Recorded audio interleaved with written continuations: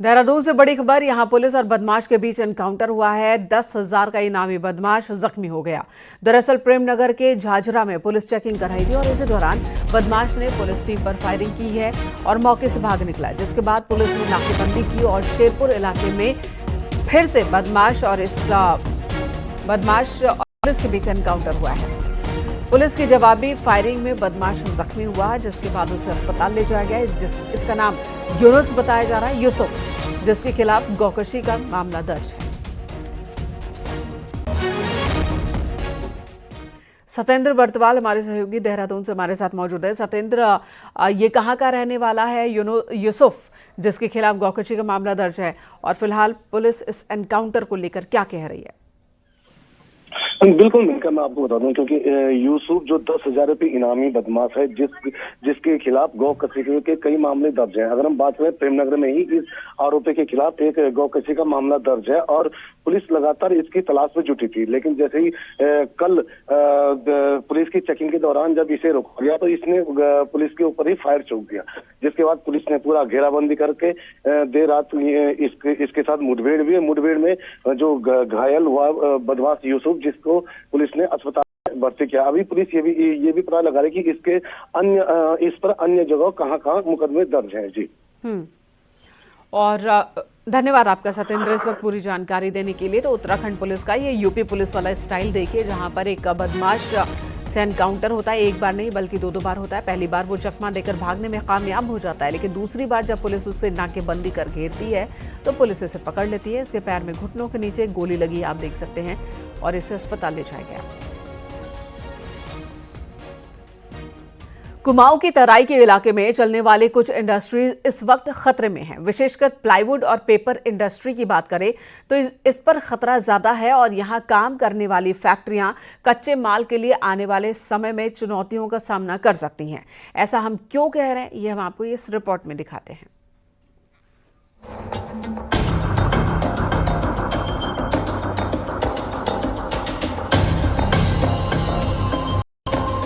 भावर और तराई के इलाके में लगी हुई पेपर और प्लाईवुड की इन इंडस्ट्रीज पर आने वाले समय में बड़ा संकट आ सकता है, क्योंकि इन्हें अपने इंडस्ट्री को चलाने के लिए जो कच्चा माल चाहिए उसकी कमी देखी जा रही है। दरअसल पेपर और प्लाईवुड इंडस्ट्री के लिए यूकेलिप्टस और पॉपुलर जैसी लकड़ी की आवश्यकता होती है, लेकिन किसानों ने इन किस्मों को बोना ही कम कर दिया है। किसानों के रुख से सरकार भी अब चिंतित दिख रही है। किसानों से वार्ता करेंगे, किसानों की गोष्ठियां करेंगे और उनसे जुड़े हुए उद्योगपतियों की भी गोष्ठी करेंगे, क्योंकि मुझे जानकारी में आया कि यूकेलिप्टस वो उत्तराखंड के बाहर से उत्तर प्रदेश से ले लेते हैं तमाम फैक्ट्रियां यहाँ की। तो इसको बढ़ाएं और कैसे उनका यूकेलिप्टस का ठीक दाम मिले, जिससे वो प्रोत्साहन उनको हो सके, इस दिशा में हम काम करेंगे। दूसरी तरफ पॉपुलर और यूकेलिप्टस के घटते रकबे से फॉरेस्ट डिपार्टमेंट भी चिंतित है। विदेश से लाकर 100 से ज्यादा पॉपुलर की वैरायटी तैयार करने वाले फॉरेस्ट की रिसर्च विंग ने बाकायदा वैरायटीज को बचाने के लिए एक सेंटर तक खोल दिया है। तो कहीं धीरे धीरे पॉपुलर विलुप्त न हो जाए, इस उद्देश्य को ध्यान में रखते हुए पॉपुलर की जो नर्सरी टेक्निक है, पॉपुलर का जो प्लांटेशन टेक्निक है और उसके कैसे क्लोन डेवलप होते हैं, कैसे उस पर अनुसंधान हम लोगों ने किया, उसका एक सारा पूरा सार जो है उसको हमने बाय फोटोग्राफ यहाँ प्रदर्शित किया है। दरअसल तराई में पहले यूकेलिप्टस और पॉपुलर की खेती होती थी, जिसके कारण यहाँ प्लाईवुड और पेपर इंडस्ट्री खूब फल फूल रही है, लेकिन अब कच्चे माल की कमी सिरदर्द बन रही है। हल्द्वानी से न्यूज 18 के लिए शैलेंद्र नेगी की रिपोर्ट।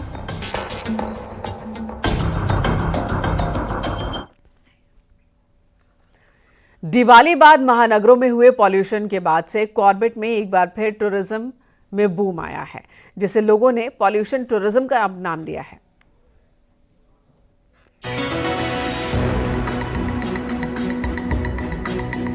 दिवाली के बाद से मेट्रो सिटीज में प्रदूषण आसमान छू रहा है। ऐसे में लोगों को सांस लेने में भी परेशानी महसूस हो रही है, जिसको देखते हुए सैलानियों ने कॉर्बेट का रुख किया है, जिन्हें यहाँ की शुद्ध हवा खूब रास आ रही है।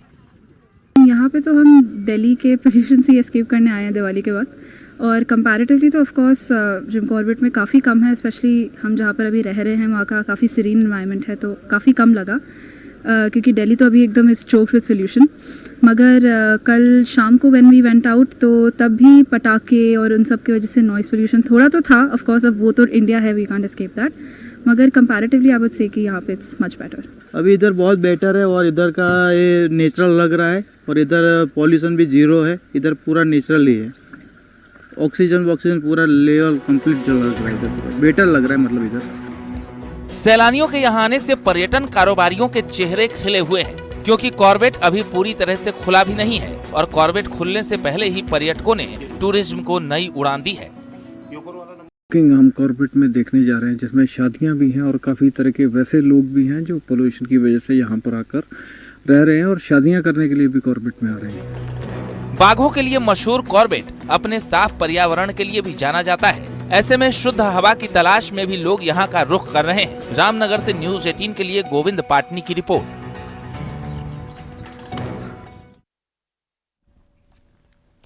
गंगा के उद्गम स्थल देवप्रयाग से गंगा सागर तक के सफर को राफ्टिंग और कयाकिंग के सहारे बीएसएफ की 20 सदस्यीय महिला विंग तय करेगी।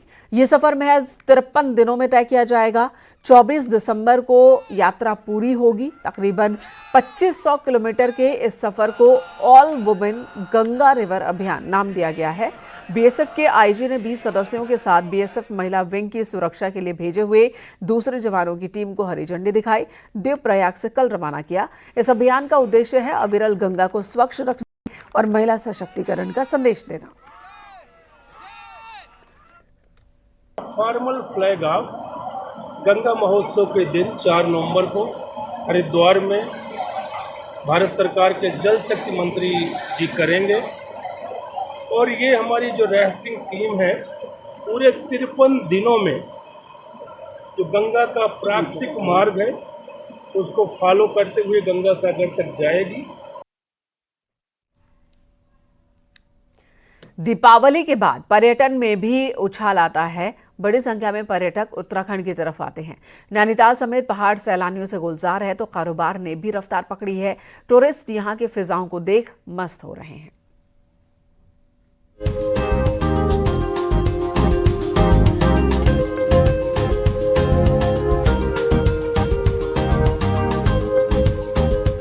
सरोवर नगरी नैनीताल में पर्यटकों की बहार आई है।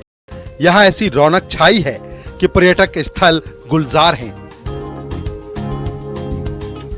अचानक नैनीताल समेत पहाड़ों में पर्यटकों की भीड़ से होटल रेस्टोरेंट पैक हो गए हैं, तो वीकेंड पर पहुंचे पर्यटकों से कारोबार ने भी रफ्तार पकड़ी है। बहुत अच्छा लगा, बोटिंग तो मुझे बहुत अच्छा लगा और वेदर भी यार ठीक ही है। इस बार तो ज्यादा ठंडा नहीं है अभी तक। नैनीताल के रोड थोड़ा जैम हो जाता है, ये कल आने के टाइम बहुत टाइम लग गया। अदरवाइज यहाँ पे बहुत अच्छा वेदर है और काफी अच्छा लग रहा है हमें। क्या कहेंगे नैनीताल आने वाले पर्यटक? सबको यहाँ आना चाहिए। बहुत साफ मौसम है, खुला है और बहुत अच्छा है, इसीलिए हम लोग आए तो बहुत अच्छा लगा यहाँ आकर। कितना एंजॉय किया परिवार के साथ? बहुत ज्यादा। बोटिंग में भी अभी मेरे बेटे ने बहुत एंजॉय करा है। सारी चीजें अच्छी है, खाना भी यहाँ का अच्छा है, तो अच्छा लगा यहाँ आकर। वेदर भी बहुत अच्छा है। हिल स्टेशनों पर्यटक पहाड़ की वादियों के दीदार और हिमालय के साथ नैनी झील में बोटिंग का लुत्फ उठा रहे हैं। दीपावली के साथ लंबी छुट्टी है तो देश भर के पर्यटकों ने नैनीताल का रुख किया है। ऑफ सीजन में मिली इस चहल पहल से अच्छा रोजगार पर्यटन कारोबारियों को मिला है। हालांकि पार्किंग और जाम परेशानी जरूर बन रहा है। जैसे हमारा पूरा मई जून में सीजन में काम होता है वही काम अभी चल रहा है। उम्मीद करते हैं कि 8-10 दिन और ये काम खींचेगा और बोट वालों की जो है रोजी रोटी का अच्छा अवसर मिलेगा। तो आगे आने वाले समय में हम सोच रहे हैं कि 10 दिन तो गुजराती कस्टमर चलता है, बहुत अच्छा रिस्पॉन्स। बहरहाल दीपावली के बाद हिल स्टेशनों पर कारोबार बेहतर हुआ है। न्यूज़ 18 के लिए नैनीताल से वीरेंद्र बिष्ट की रिपोर्ट।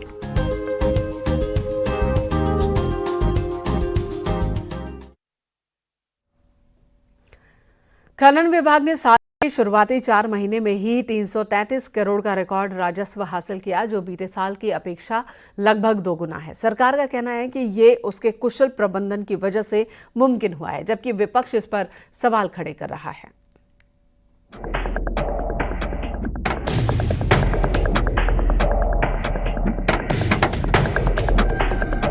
उत्तराखंड में माइनिंग रेवेन्यू का एक बड़ा सोर्स रहा है। और यही वजह है कि सियासत भी इसके इर्द गिर्द घूमती रही है। कोई सरकार ऐसी अछूती नहीं रही जिसमें खनन मुद्दा न बना हो, लेकिन इस बार खनन विभाग ने रिकॉर्ड राजस्व हासिल किया तो सरकार भी पीठ थपथपाकर शाबाशी देने में पीछे नहीं रही।